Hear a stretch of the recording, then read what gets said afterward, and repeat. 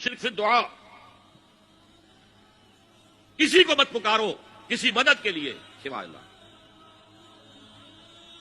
وَأَنَّ الْمَسَاجِدَ لِلَّهِ فَلَا تَدْعُوا مَعَ اللَّهِ أَحَدًا. اللہ کے ساتھ، یعنی ایک تو یہ کہ اللہ کو چھوڑ کر کسی کو پکارنا، ایک ہے اللہ کے ساتھ پکارنا، اللہ کو بھی پکارنا اوروں کو بھی پکارنا. بدترین شرک ہے دعا اللہ کے لیے، ندا اللہ کے لیے. اس کا بھی ذرا میں تجزیہ کر دوں آپ.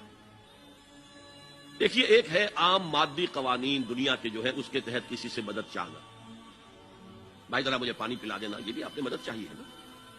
حضور کے بارے میں تو آیا ہے کہ آپ اتنے خوددار تھے صلی اللہ علیہ وسلم کہ اگر سواری پر ہوتے تھے اور آپ کا کوڑا نیچے گر جاتا تھا تو کسی سے یہ نہیں کہتے تھے کہ یہ کوڑا مجھے اٹھا کے دے دو، بلکہ خود سواری سے اتر کر کوڑا اٹھا.